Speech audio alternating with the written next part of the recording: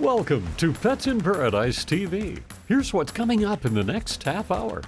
It's always heartwarming when a tragic story has a happy ending, especially about a family pet. We'll hear all about a dog named Kumo and how a backyard accident sent his family into a tailspin. He caught his feet in the grass and it twisted his back, and all I heard was a yelp. Some cats, when you pick them up, turn into a wild, frantic, writhing mass of fur and claws. But not this cat. This one does just the opposite. We'll meet the ragdoll cat.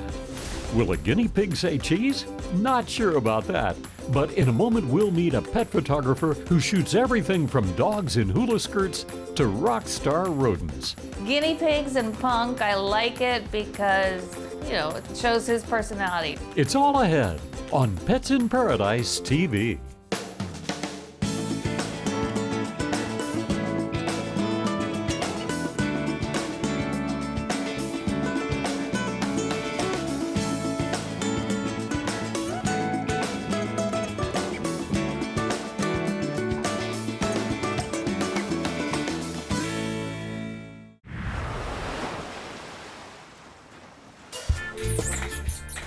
You know your pet is beautiful, but getting that beauty captured on film is a whole different story.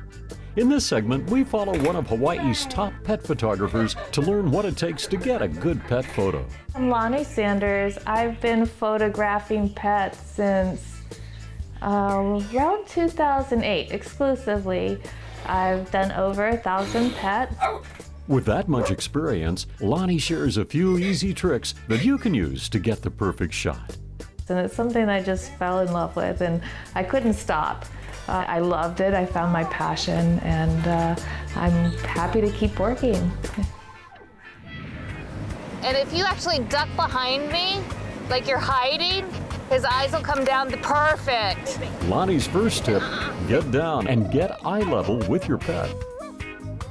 I was doing a Paws in Paradise calendar, and what that is, dogs showing the beauty of Hawaii, and we want everyone to have an aloha theme. A successful picture is one that conveys character.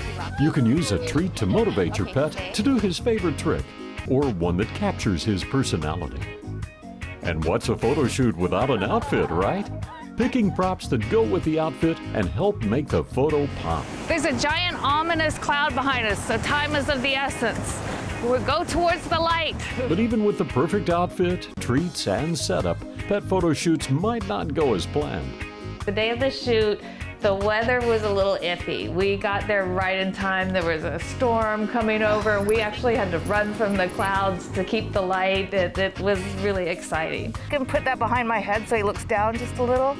But we pulled it off. Despite the weather, the photos turned out great. But if you thought that was hard, let's see Lonnie work her magic on a pet that doesn't do tricks and doesn't wear outfits. Today we're shooting Rupert. He's a really cute little guinea pig. He's got crazy hair, and his owner, Carrie, wants to make him into a punk rocker. And he looks kind of punk, so we'll see how it goes. Rupert is funny. He loves peppers more than anything. And I have a 6-year-old Weimaraner as well, and they play together. Cuddles. He'll cuddle with you. Give me smooches. Humans aren't the only ones that get camera shy. Pets can get nervous too. Pet owners should stay close, and treats should help the pets relax.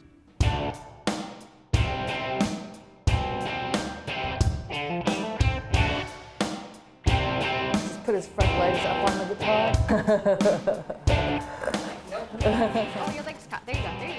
You don't want to overdo it either and stress out your pet. It's okay to take a break.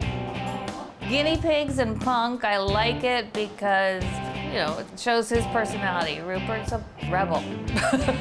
His hair is kind of rebellious, so I think it'll fit his personality. You're such a rocker, Rupert. I'm Ashley, rockin' Rupert. While Rupert's not really one for poses, a few playful props can help give him the appearance of a bona fide rock star. Guinea pigs are a little difficult to kind of get them to look into the camera. I can't really predict their body language as easy as I can a dog. You just kind of hope for the best, and hopefully Carrie's got a good relationship with Rupert and can help guide him. But usually they don't run around too much, but hopefully he won't run away. Out of the 10 breeds, Rupert is a silky. We got it before it fell. I got Rupert through Petco. He is a little bit special needs, and I knew that when I got him because he has a prolapsed penis, so his hair grows around it, so it'll swell really big, so we get to manscape him about every other day. Great shot, Rupert! Good job, Rupert! I mean,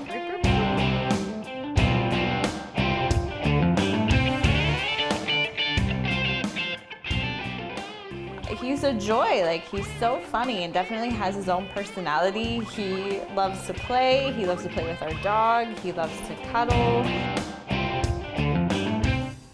We're good to go. Yay! Good job, Rupert. You did so good, Rupert. I think Rupert's gonna have a future in modeling. Other than that, he's gonna get to travel probably the world a little bit. And he likes to give smooches. Well, I don't know if he'll give me any, but no, okay. He's had a traumatic day. Go ahead and sit on the floor right in the middle of that. Not too far back towards the back. Oh, yeah. We saw Carrie actually did a little modeling herself, so she looks very photogenic to me, and we're just gonna do a quick little portrait of her and Rupert together. I'm gonna put him up on top of your head, and we'll just have you go. Look up. Yeah. Okay, so let me balance him up there, and if you feel him falling off you. I'm hoping he doesn't pee on me. He'll probably make poop, but. When taking photos of your own, look for opportunities to try something new. Experiment, and don't be afraid to get in front of the camera yourself. Okay. Good job, buddy. Thank you. And that's a wrap.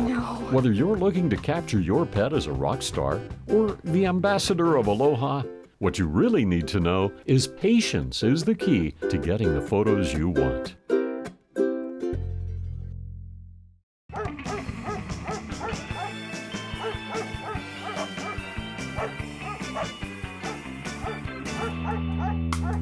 A guinea pig is often confused with a hamster. They're both cute.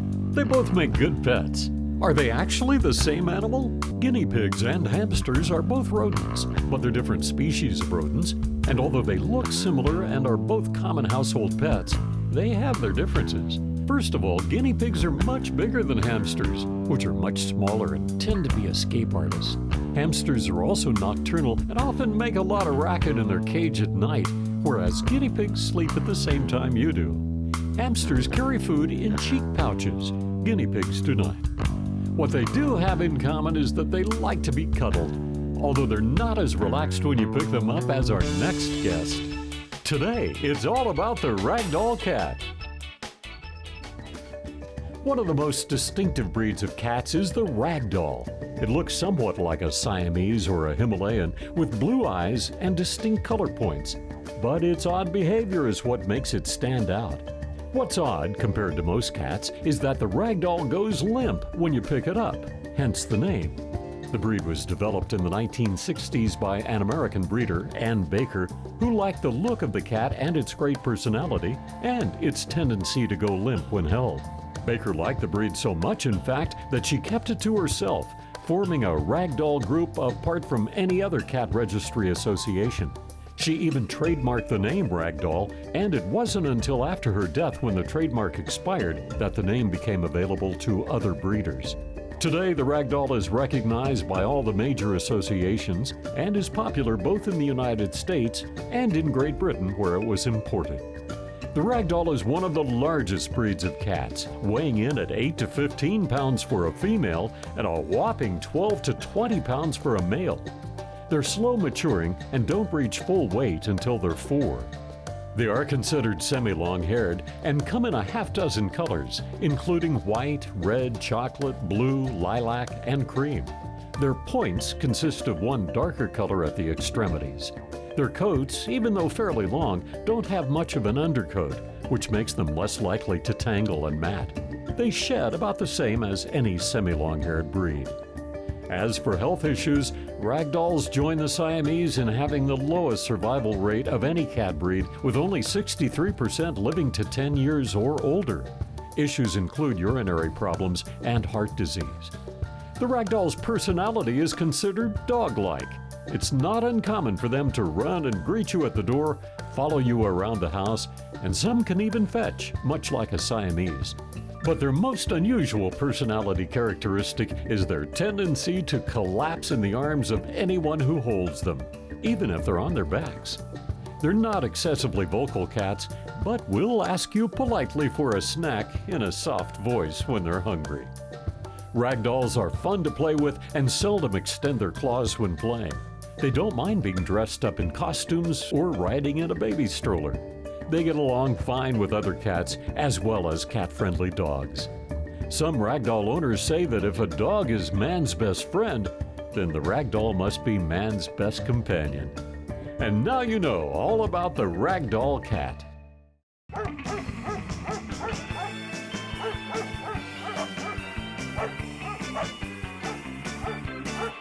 Although ragdoll cats are big, they're not the biggest breed of cats. Do you know what the biggest breed is and how much they weigh? A male ragdoll cat generally weighs 12 to 20 pounds, but that's nothing compared with a Savannah cat, which typically weighs around 30. A Savannah is a cross between a domestic cat and a wild African cat, which gives it its size. Of purely domestic cats, the Maine Coon is considered the biggest, with males generally weighing in at 25 pounds when fully grown. But when it comes to big cats or dogs as pets, the love of an owner can really make a difference in times of tragedy, as we find out next.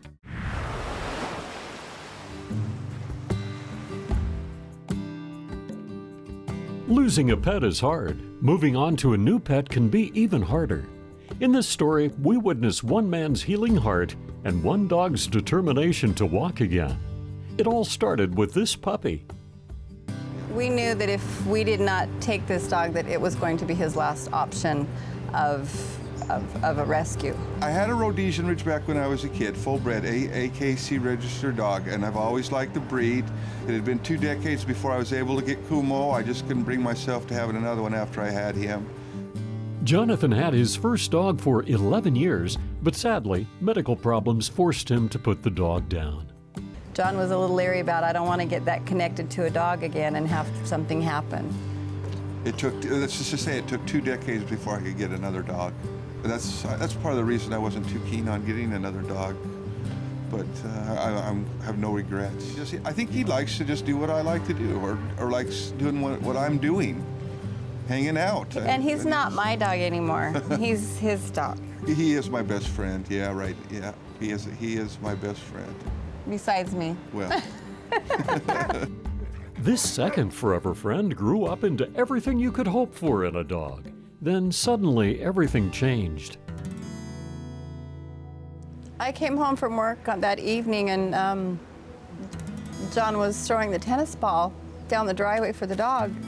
And we were throwing the tennis ball back and forth down the driveway, and we'd bounce it and he'd jump up in the air. And John threw one low grounding ball. Kumo would usually get to the ball and overrun it, and then his back would come up, and that was quite often for him. But as he hit the ball and overran it, he caught his feet in the grass and it twisted his back, and all I heard was a yelp. And I look over and he's down on the ground and he's dragging his back legs. John ran over to him and he was dragging his legs on the ground, and I said, just, lay with him on the ground. And he's either paralyzed or, something's wrong here. Wasting no time, the couple did the right thing and rushed Kumo to the vet.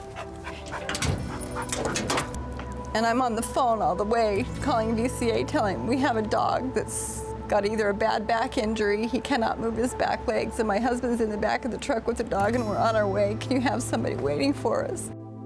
Once they got to the vet, the test started. Kumo Bowers was presented to us at about 6 o'clock in the evening. His chief complaint was that he was running around playing ball, suddenly became paralyzed in his hind legs. We're like, please don't let anything happen to this dog. Kumo's injury left him in bad shape, unable to move his back legs and facing an uncertain future. Kumo's owners were left with a tough decision, and in a moment we'll find out how they dealt with Kumo's future.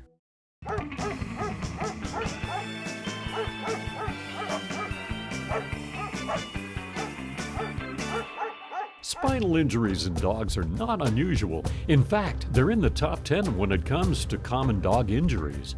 What are the top 3 injuries? Spinal injuries are the 7th most common injury in dogs. The top 3 are soft tissue trauma, that's a bruise or contusion. The second is a minor ligament tear. And the 3rd most common injury in dogs is a bite wound or laceration. Some injuries to dogs may seem minor, but a visit to the vet is a must to make sure there aren't other less noticeable problems.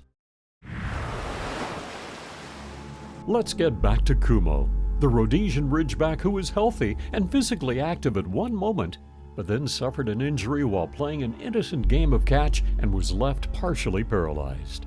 Kumo's owners rushed him to the vet where tests began, but the problem was not easily diagnosed. Life for Kumo's owners was suddenly turned upside down.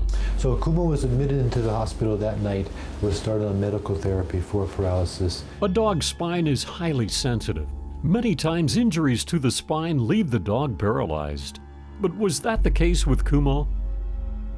I'm thinking the worst. I always think the worst, but I was just thinking this is terrible. There's just no way. We have a choice for our diagnoses is either a herniated disc causing his paralysis, or he may have suffered a blood clot to that portion of his spinal cord causing the paralysis. Trying to find out what was wrong with Kumo was no easy task. It didn't take hours, it took days. The couple had no choice but to wait. We came home and we both were like, there's no way. Yeah. I went back in Monday. We actually both went in. I took you in on my way to work. Yeah, he took me in on the way to work. And I actually stayed and I crawled in the kennel with him. Hit my head by his head, and I actually just laid basically in the kennel with him for probably another 2 or 3 hours at least. Yeah. Until they said, you just need to give him some time to rest, and you need to go home and get some rest yourself. After all that, the vet came back with nothing. There was nothing he could do for Kumo. So he returned home, unable to use his back legs. The couple had to care for him constantly. A day in the life of this dog was we would have to get up in the morning and we would have to bath him, wet him down. He's a 70-pound dog. He was eating and drinking fine. What goes in's got to come out. So we were doing a load of laundry every night.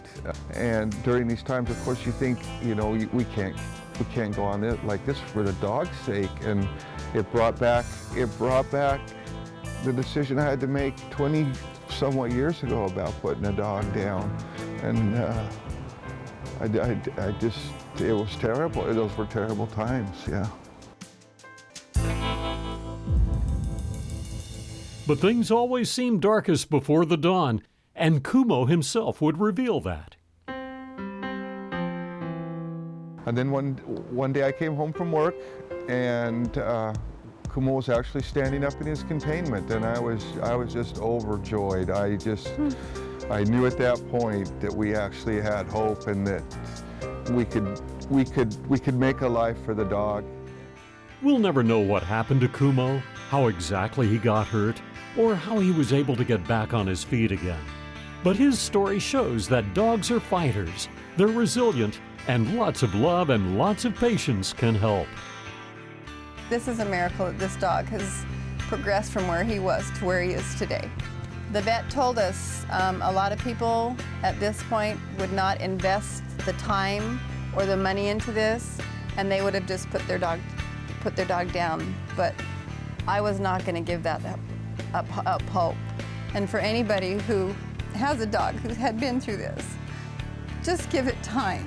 Just give it time. There's no guarantees. There's no guarantees, but you have to at least try and know that you've done everything you can. And you don't want to try it and give it all you can. Look in their eye and they'll tell you whether they're going to be able to make it or not. In this case, Kumo made it and is thriving. A testament that faith, love, and patience do work.